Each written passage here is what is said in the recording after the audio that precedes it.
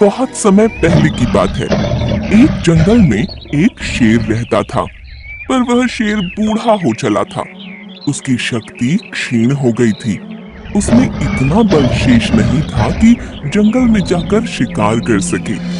इस स्थिति में उसके समक्ष भूखे मरने की नौबत आ गई थी। एक दिन अपनी गुफा में बैठा शेर सोचने लगा, यदि यही हालत रहे तो मेरी मौत तय है। मुझे कोई ना कोई उपाय सोचना होगा ताकि बैठे बिठाई ही भोजन की व्यवस्था हो जाए। वह सोचने लगा और कुछ ही देर में उसे एक उपाय सूझ गया। एक कौवे की मदद से उसने पूरे जंगल में अपने बीमार होने की खबर फैला दी। जंगल के राजा शेर के बीमार होने की खबर सुनकर जंगल के जानवर उसका हालचाल पूछने उसके पास पहुंचने लगे। शेर इसी ताक में था। जैसे ही कोई जानवर उससे मिलने गुफा में प्रवेश करता, वह उसे दबोचकर मार डालता और छक कर उसका मांस खाता। हर दिन कोई ना कोई जानवर उसे देखने आता रहता और शेर को गुफा में ही शिकार हाथ लग जाता।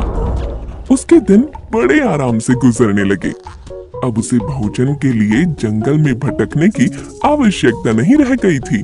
बिना मेहनत के उसे अपनी ही गुफा में भरपेट भोजन मिलने लगा था। कुछ ही दिनों में वह अच्छा मोटा हो गया। एक सुबह एक लोमड़ी उसे देखने आई। लोमड़ी चालाक थी।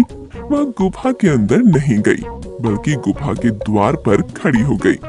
वहीं से उसने शेर से पूछा, महाराज, आपकी तबीयत कैसी है? क्या अब आप अच्छा महसूस कर रहे हैं? कौन हो मित्र?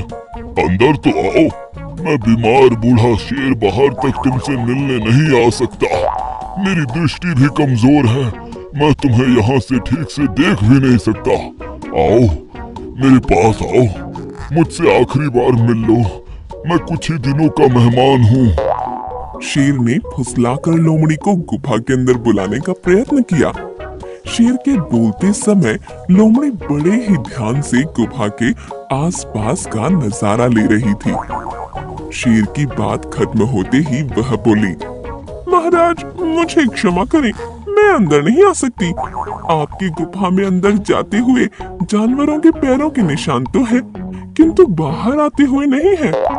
इसका अर्थ मैं समझ गई हूँ। सब कुछ जानते हुए भी यदि मैं अंदर आ गई तो उन जानवरों की तरह मैं भी मारी जाऊंगी जिनके पैरों के ये निशान हैं। इसलिए मैं तो जा रही हूँ। लोमड़ी ने जंगल में जाकर बूढ़े शेर की करतूत सभी जानवरों को बता दी।